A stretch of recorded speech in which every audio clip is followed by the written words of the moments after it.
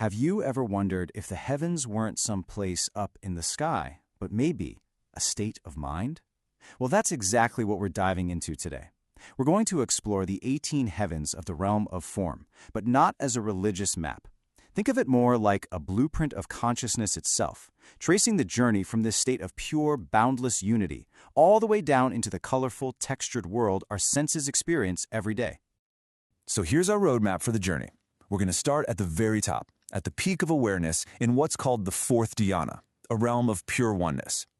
Then we'll follow that thread of consciousness as it descends, creating the first doubt, then our senses, and finally, the actual world we see and touch. Now, this quote really sets the stage for everything. See, these heavens aren't just some old mythological stories. They're directly linked to these incredibly deep meditative states, the dhyanas.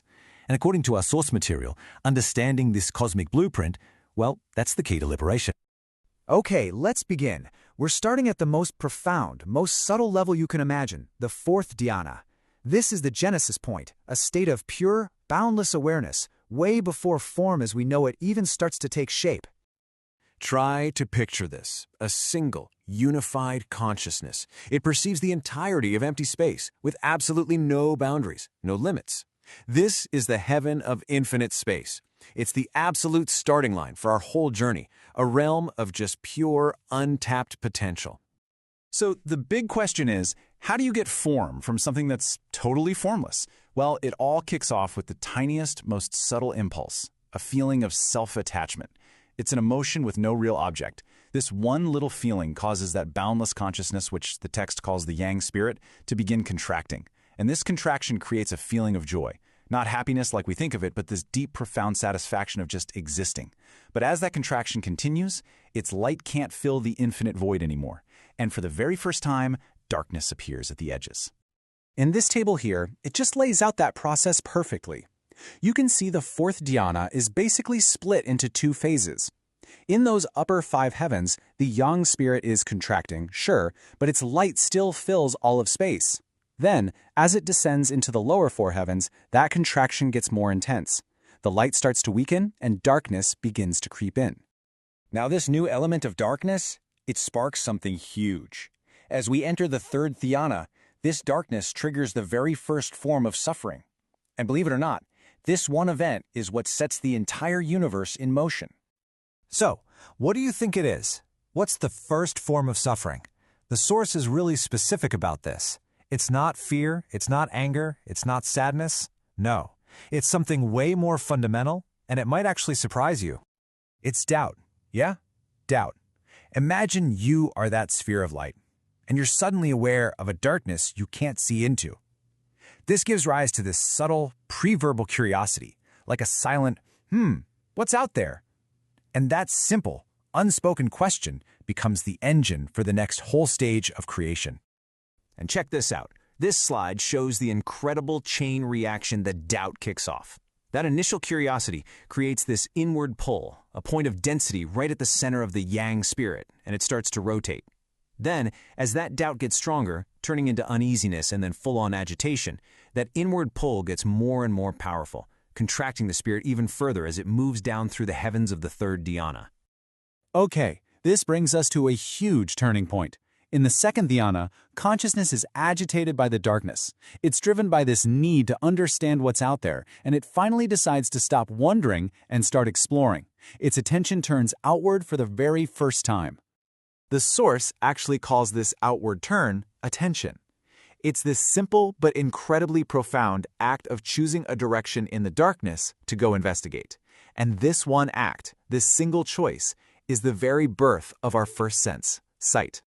Think about the fundamental trade-off that was just made here. By choosing to focus on the external darkness, the internal light was abandoned. And according to the text, this is the reason our eyes can only see what's outside of us, not what's inside. I mean, that's a pretty mind-blowing concept, right?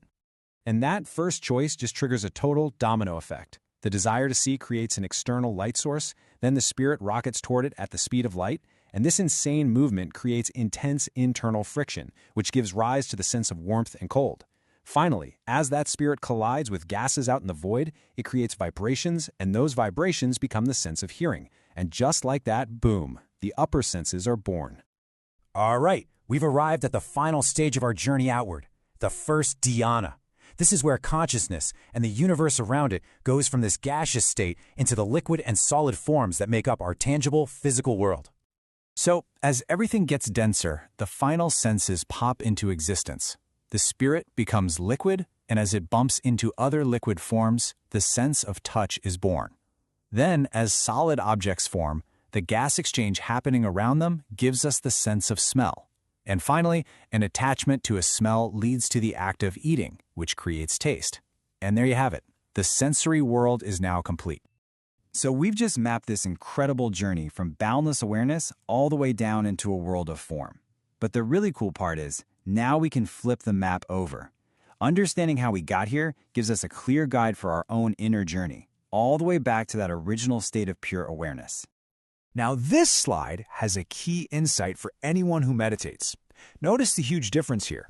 The upper senses, sight, hearing, warmth, they don't need physical contact. That means you can keep your attention steady and highly concentrated on them. But the lower senses, touch, smell, and taste, they have to make contact, which forces your attention to jump around, making them way less stable for deep practice. And this really brings us to the ultimate takeaway from this whole thing.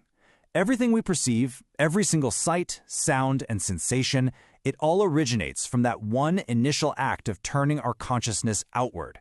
It all started with a single moment of attention. Which, of course, leaves us with one final, pretty provocative question. We've just mapped out the creation of an entire universe, all based on the simple act of turning our attention outward. So the real adventure, as the text suggests, begins when we learn to reverse that direction and discover the universe that's just waiting for us when we finally turn our attention back inside.